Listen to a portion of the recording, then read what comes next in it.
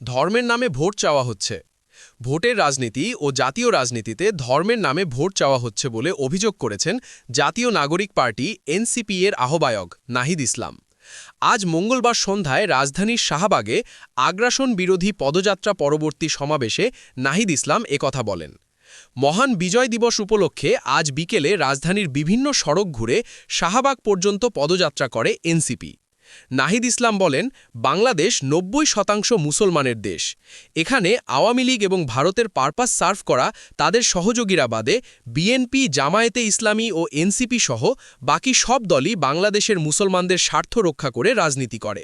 ফলে এখানে যেমন মুক্তিযুদ্ধের নামে দেশকে বিভাজন করা যাবে না, ইসলামের নামেও দেশকে বিভাজন করা যাবে না।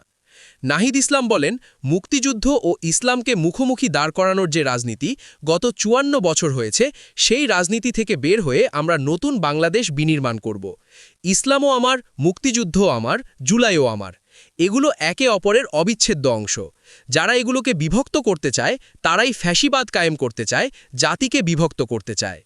এনসিপি আধিপত্যবাদ বিরোধী লড়াই শুরু করেছে উল্লেখ করে নাহিদ ইসলাম বলেন, আজকে ১৬ ডিসেম্বর আমরা আগ্রাসন বিরোধী যাত্রা করেছি। ১৯৭২ সালের ১৬ ডিসেম্বরও আগ্রাসন বিরোধী কর্মসূচি পালিত হয়েছিল। সেই লড়াই আমরা শুরু করেছিলাম ৭১ সালের মধ্যেই। মেজর জলিলরা সেই লড়াই শুরু করেছিলেন, ভাসানীরা সেই লড়াই শুরু করেছিলেন। আমরা সেই লড়াইকে ধারণ করি।